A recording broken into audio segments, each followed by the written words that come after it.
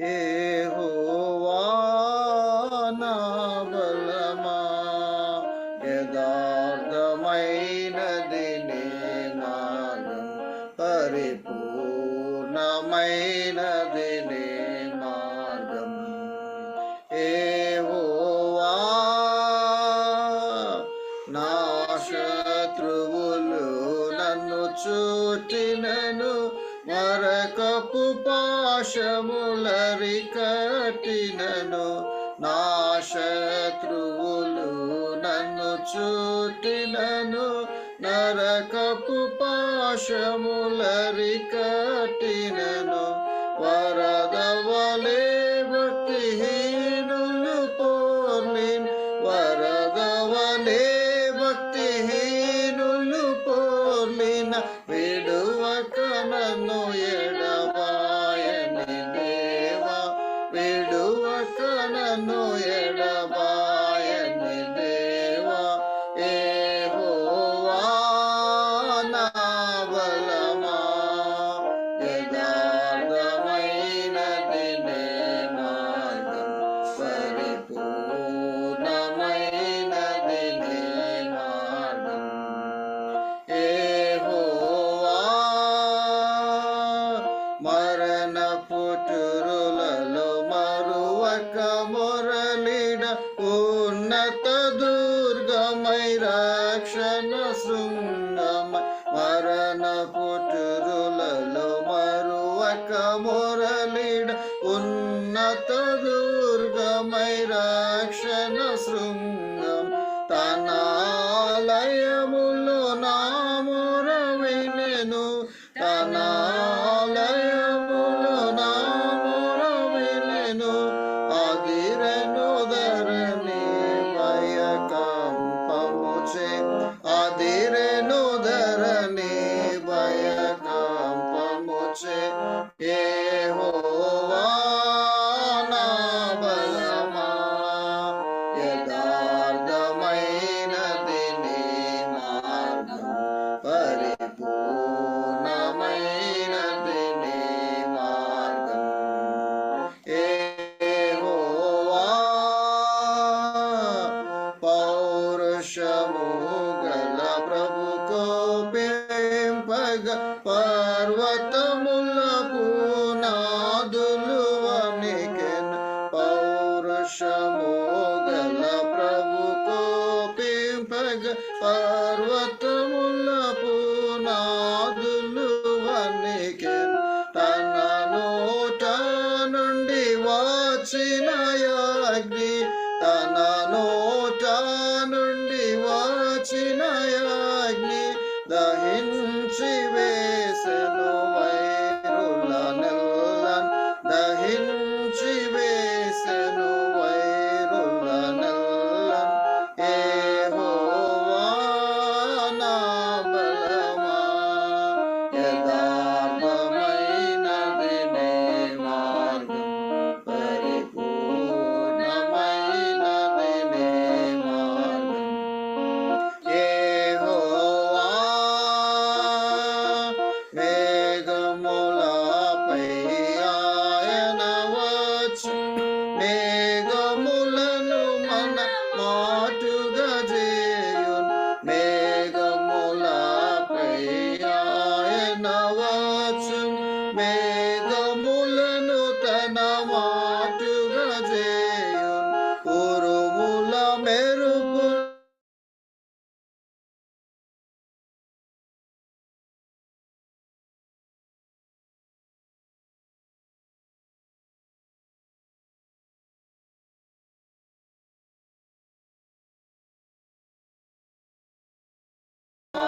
దిక్కిని. యెహోవా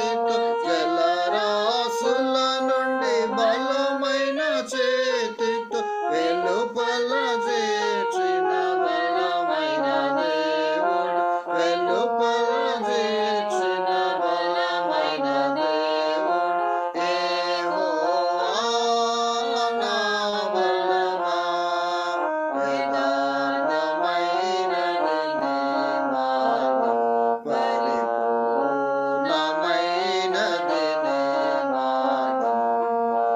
యెహోవా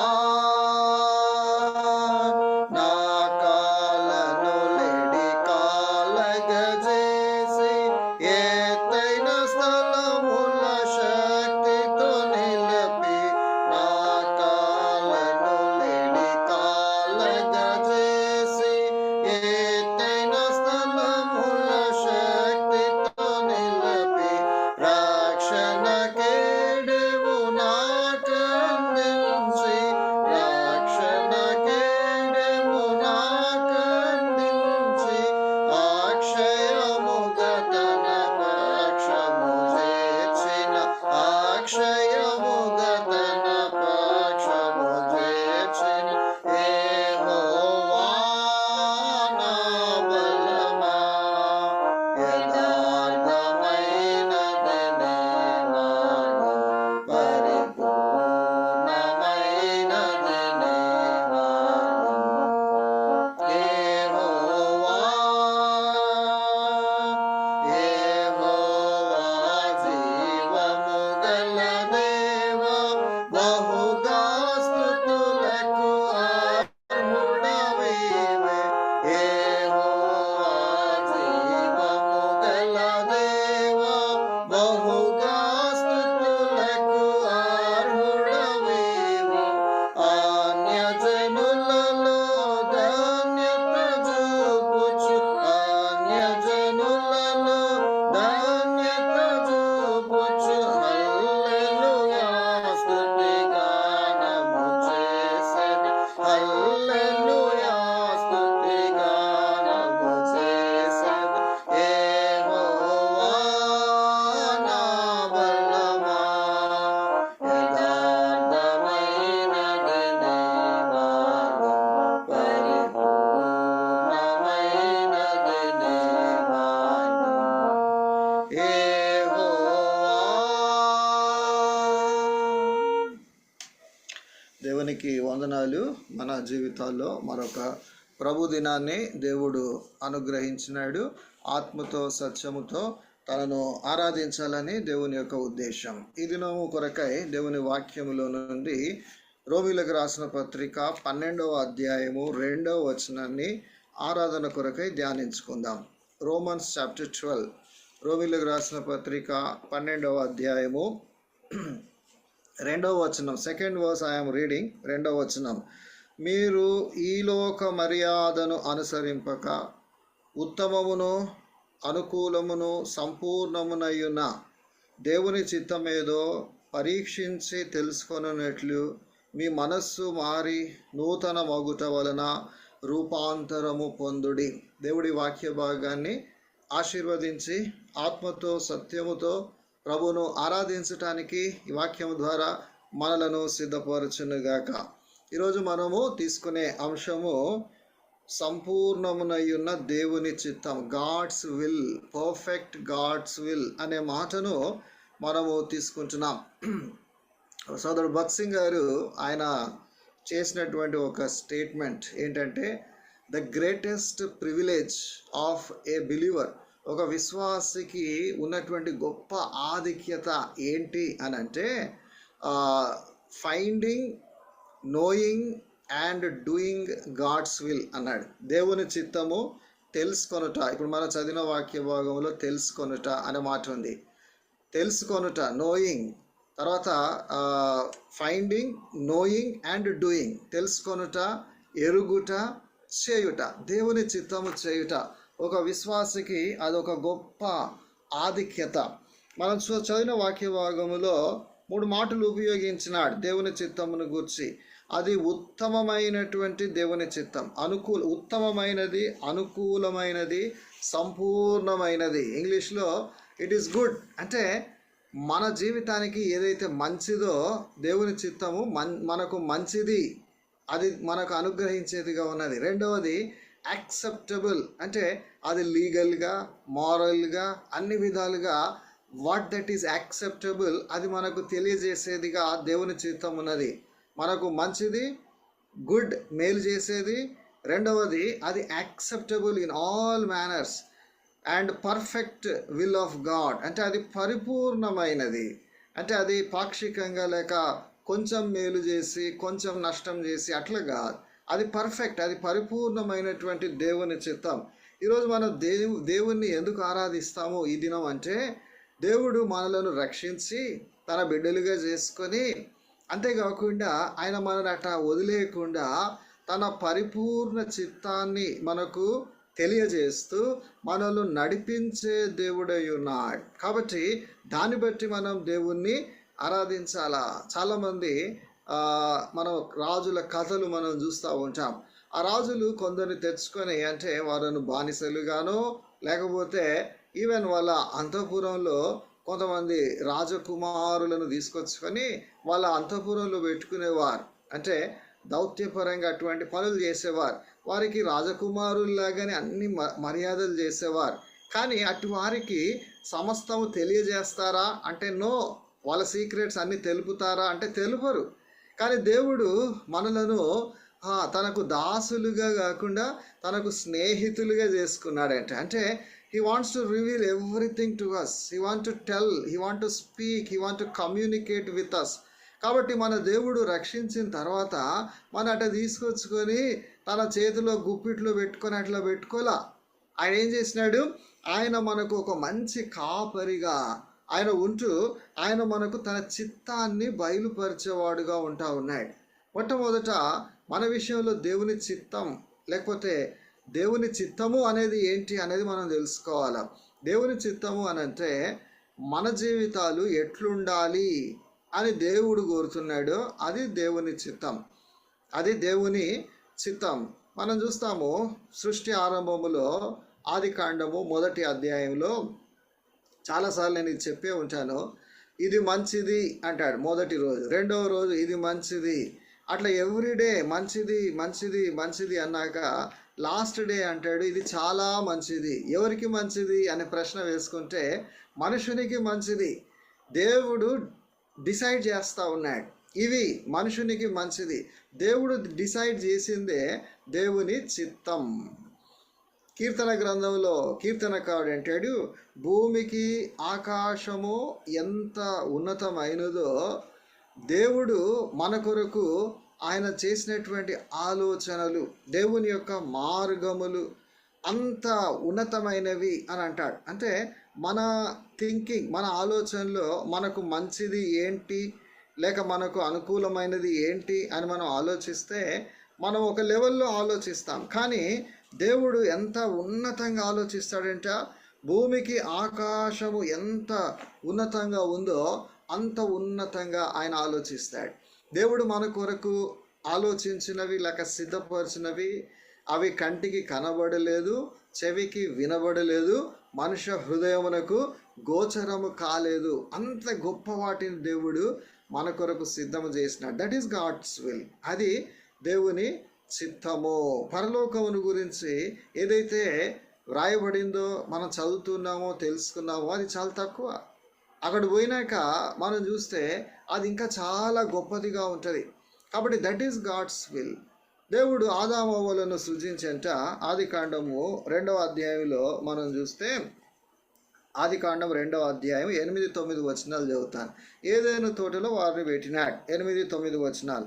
దేవుడైన యెహోవా తూర్పున ఏదెనులో ఒక తోట వేసి తాను నిర్మించిన నరుని దానిలో ఉంచెను. మరియు దేవుడైన యెహోవా చూపునకు రమ్యమైనదియు ఆహారమునకు మంచిదియునైన ప్రతి వృక్షమును, ఆ తోట మధ్యను జీవ వృక్షమును, మంచి చెడ్డల తెలివినిచ్చు వృక్షమును నేల నుండి మొలిపించను. 3 కేటగిరీస్గా ఇక్కడ చెట్లను చెప్తా ఉన్నాడు. ఒకటి ఆహారమునకు మంచిదియు అయినటువంటి ప్రతి వృక్షం, వాటిని దేవుడు తినమన్నాడు. తర్వాత ఆ తోట మధ్యను జీవ వృక్షం, ట్రీ ఆఫ్ లైఫ్ కూడా దేవుడు పెట్టినాడు. దేవుని చిత్తము ఆ జీవ వృక్షం మనం తినాలి అనేది.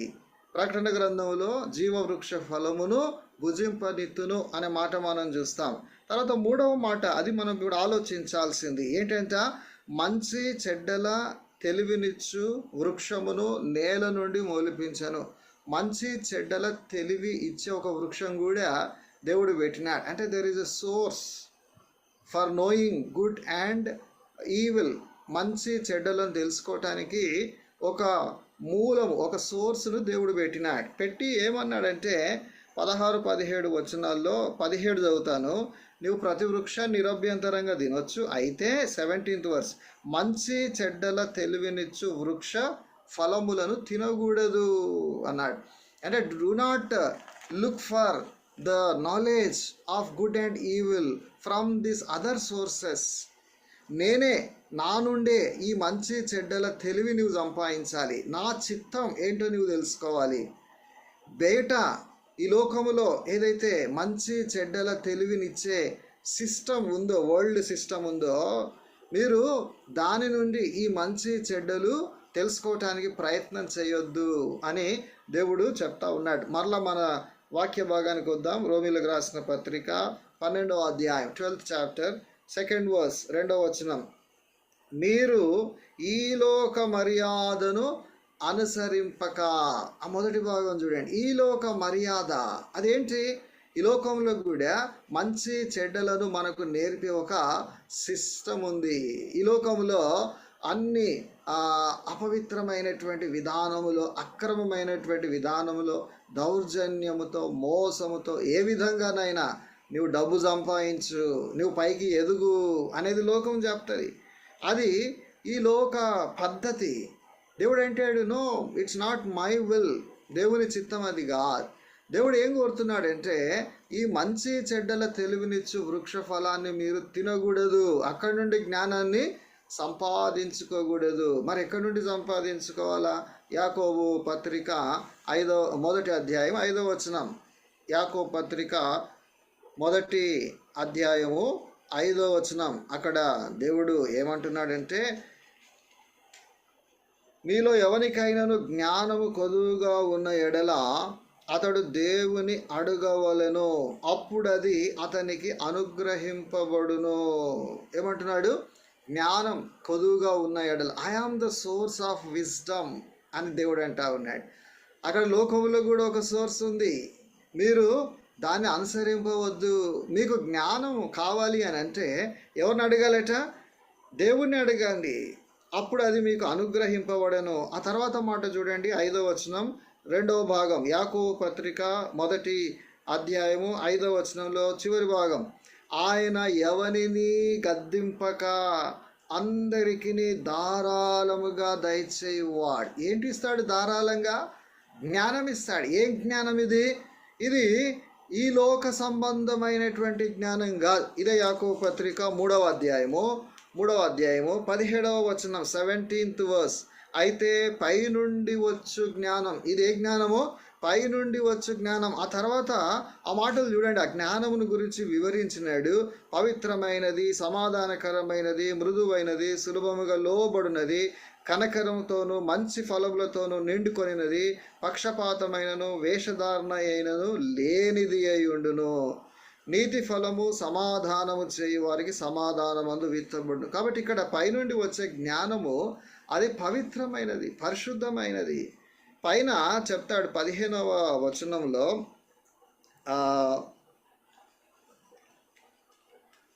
15వ వచనం, ఈ జ్ఞానము పైనుండి దిగి వచ్చినది కాక, ఇంకొక జ్ఞానం గురించి చెప్తా ఉన్నాడు. ఆ జ్ఞానము పైనుండి దిగి వచ్చినది కాక భూ సంబంధమైనదియు ప్రకృతి సంబంధమైనదియు దయ్యముల జ్ఞానము వంటిదియునై ఉన్నది. ఈ లోకములో ఒక జ్ఞానం ఉంది, అది భూ సంబంధమైనది, అర్త్లీ. అది ప్రకృతి సంబంధమైనది, ఇంగ్లీష్లో ఇట్ ఈస్ సెన్సువల్ అని అంటా ఉన్నాడు. అది దయ్యముల జ్ఞానము, అది డెవిలిష్ విజ్డమ్ అని ఇక్కడ రాస్తా ఉన్నాడు. కాబట్టి ఈ లోకములో లభించే ఈ జ్ఞానముతో మనము నడుచుకొనకూడదు అని దేవుడు చెప్తా ఉన్నాడు. దేవుడు ఆయన ఈ మంచి చెడ్డల జ్ఞానం ఆయన మనకి ఇవ్వగోరుతున్నాడు. దానిని మనం ఏమంటున్నాము? దేవుని చిత్తం అని అంటా ఉన్నాం. దేవుడు ఆయన మనల్ని రక్షించినాక అట్లా వదిలిపెట్టడం ఆయనకి ఇష్టం లేదు. మనల్ని సృజించినప్పుడు ఆయన మన మంచి చెడ్డలను గురించి ఆలోచించి ఆదామును సృజించక మునిపే ఆదాముకు మంచివేవో అవన్నీ సిద్ధం చేసినాడు. తర్వాత ఆదామును సృజించినాక నరుడు ఒంటరిగా ఉండుట మంచిది కాదు అన్నాడు.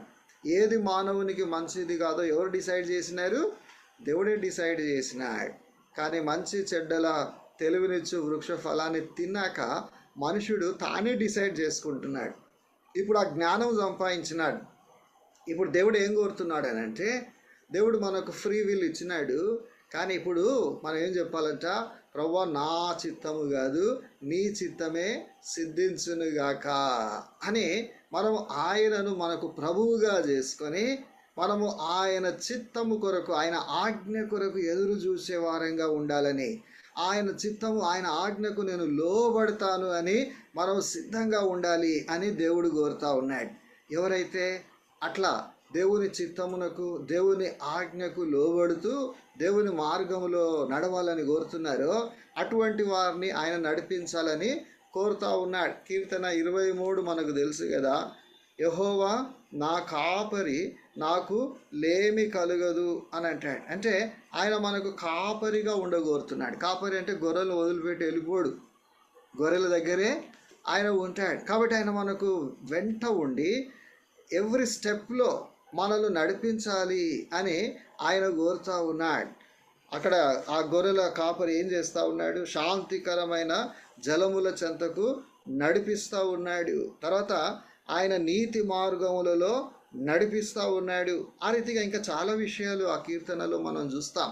కాబట్టి మనకు కూడా దేవుడు మనకు సమీపముగా ఉండి ఆయన మనల్ని నడిపించాలి అని కోరుతూ ఉన్నాడు. ప్రకటన గ్రంథంలో ఒక మాట చూసి నేను ముగించాలని కోరుతా ఉన్నాను. 15వ అధ్యాయం, రెవల్యూషన్ చాప్టర్ 15, ప్రకటన గ్రంథం 15వ అధ్యాయం. ఇక్కడ ఈ భూమి మీద వారి లైఫ్ అంతా అయిపోయినాక మనుషులు పరలోకంలో వారు మోషే కీర్తన, గొర్రెపిల్ల కీర్తన వాడుతున్నారంట. దాన్ని ప్రవచనాత్మకంగా భక్తుడైనటువంటి యోహాను చూసి చెప్తా ఉన్నాడు. వారు ఏమని వాడుతున్నారు, వాళ్ళు ఏం చెప్తున్నారు, ఆ మాటలు గమనిద్దాము. ప్రకటన 15 3వ వచనం, 3rd verse ఏమంటున్నారంటే వారు ప్రభువా, దేవా, సర్వాధికారి, నీ క్రియలు ఘనమైనవి, ఆశ్చర్యమైనవి, యుగములకు రాజా, నీ మార్గములు న్యాయములను సత్యములునై ఉన్నవి. ప్రభువా, నీవు మాత్రము పవిత్రుడవు, నీకు భయపడని వాడెవడు. ఈ మాటల్లో మీరు గమనిస్తున్నారా? ఇక్కడ ఏమున్నాయి ఆ మాటల్లో అని అంటే, దేవుని మార్గములు, దేవుని క్రియలను గురించి వారు పొగుడుతూ ఉన్నారు. ఆరాధనలో వారు పొగుడుతూ ఉన్నారు. ఏమంటున్నారు? ఘనమైనవి, ఆశ్చర్యమైనవి అని అంటూ ఉన్నారు. న్యాయమైనవి, సత్యమైనవి అని అంటూ ఉన్నారు. తర్వాత నీవు మాత్రం పవిత్రుడవు అంటే నీ యొక్క మార్గములు పవిత్రమైనవి అని వాళ్ళు చెప్తా ఉన్నారు. ఈ యొక్క గొప్ప మార్గములో ఆయన మనల్ని నడిపించాలని కోరుతూ ఉన్నాడు. అంటే వీళ్ళు ఈ భూమి మీద వారి లైఫ్ టైం అంతా కూడా కొన్నిసార్లు వాళ్ళ సొంత ఆలోచనలు పెట్టుకొని అట్లా ఆలోచించినారు. ఇప్పుడు చివరికి ఏమంటున్నారంటే, మా మార్గాలు వేస్ట్, మేము అనుకున్నదంతా రాంగ్, నీ మార్గాలే న్యాయమైనవి, నీ మార్గాలే పవిత్రమైనవి, నీ మార్గాలే ఘనమైనవి. అంటే నీ చిత్తమే గొప్పది, నీ చిత్తమే బెస్ట్ ఫర్ మీ కదా. ఉత్తమము అనే మాట చూసినాం కదా. మనకు గుడ్, ఉత్తమమైనది ఏంటో దేవుడు తన చిత్తములో మనకు ఆయన అనుగ్రహిస్తూ ఉన్నాడు. దట్ విచ్ ఈజ్ యాక్సెప్టబుల్ అంటే ఏదైతే మారల్గా, లీగల్గా, ఇంకా ఏ రకంగా చూసినా that is acceptable in all manners. అటువంటి దేవుని మార్గము, దేవుని చిత్తమును దేవుడు మన ముందుంచి ఆ మార్గములో ఆయన మనల్ని నడిపించగోరుతూ ఉన్నాడు. ఇదే ప్రకటన 16లో కూడా 7th verse మనం చూస్తాం. అందుకు అవును ప్రభువా, దేవా, సర్వాధికారి, నీ తీర్పులు సత్యములను న్యాయములనై ఉన్నవని బలిపీఠము చెప్పుతా వింటిని. నీ తీర్పులు లేక నీ మార్గములు, నీ డెసిషన్స్ అవి సత్యమైనవి, న్యాయమైనవి. పరలోకానికి పోయినాక అంటే ఈ భూమి మీద మన యాత్ర అంతా ముగిసినాక మనం కూడా అప్పుడు చెప్పగలుగుతాం. పర్ఫెక్ట్గా అందరూ చెప్పగలుగుతారు. ఏంటి? దేవుని ఆలోచనలు, దేవుని మార్గములు, దేవుని పద్ధతులే సరి అయినవి అని చెప్తాం. కాబట్టి ఉదయకాలము మనం ప్రభువును ఆరాధించుదాం. దేని కొరకు ఆరాధించాలి? దేవుడు తన యొక్క చిత్తం, ఉత్తమమును అనుకూలమును సంపూర్ణమైన దేవుని చిత్తం మనము తెలుసుకునేటట్లు, దాన్ని అనుసరించేటట్లు దేవుడు మనకు ఒక గొప్ప ఆధిక్యతనిచ్చినాడు. ఆయన మంచి కాపరిగా మన వెంబడే ఉంటూ ఆయన నీతి మార్గములలో మనల్ని నడిపిస్తూ ఉన్నాడు. దానికై ప్రభుకు వందనాలు చెప్దాం. He's not the God who is far away from us.